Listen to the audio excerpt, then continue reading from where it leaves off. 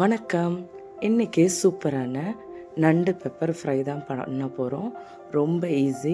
பெரியவங்கலேருந்து சிறியவங்க வரைக்கும் சளி பிடிச்சிருச்சா உடனே டக்குன்னு இதை செஞ்சு சாப்பிடுங்க. அவ்வளோ நல்லா இருக்கும், நல்லா கேட்கும். இதுக்கு ஒரு 2 டேபிள் ஸ்பூன் எண்ணெய் சேர்த்துக்குவோம். கடுகு சேர்த்துக்குவோம். கடுகு நல்லா பொட்டுனதுக்கப்புறமா ஒரு 3 மீடியம் சைஸ் வெங்காயத்தை பொடி பொடிசாக நறுக்கி அதையும் சேர்த்துக்கலாம். இது கொஞ்சம் வதங்கட்டும். இதுக்கு கூட கருவேப்பிலை கொஞ்சம் தாராளமாக சேர்த்துக்கங்க. ஒரு 3 பச்சை மிளகாவை நேராக கீறி அதையும் சேர்த்துருக்குறேன்.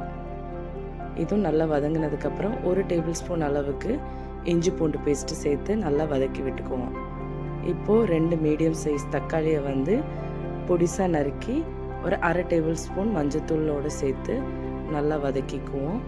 இதுக்கு தேவையான உப்பு சேர்த்துக்கலாம்.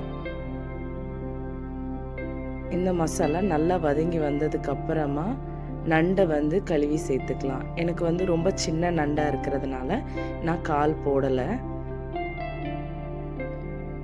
நல்லா மிக்ஸ் பண்ணி விட்டுக்குவோம். எல்லா பக்கமும் படுற மாதிரி இருக்கணும். இதை ஒரு 10 நிமிஷம் மூடி வச்சுக்குவோம். இப்போ இதுக்கு தேவையான மசாலா ஒரு 3 டேபிள் ஸ்பூன் பெரிய ஜீரகம், சோம்பு, ஒரு 3 டேபிள் ஸ்பூன் நல்ல மிளகு, இதை நல்லா பொடிச்சு தனியாக எடுத்து வச்சுக்குவோம்.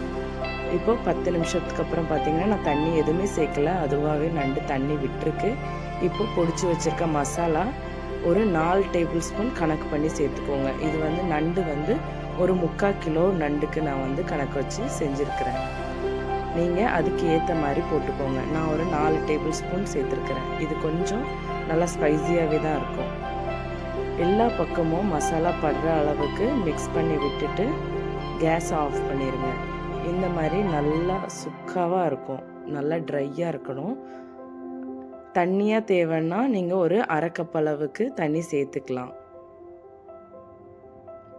பார்த்திங்கன்னா நம்மளோட நண்டு பெப்பர் ஃப்ரை ரெடி ஆகிடுச்சு. கண்டிப்பாக நீங்களும் ட்ரை பண்ணி பாருங்கள்.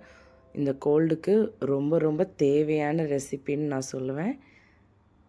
Thank you.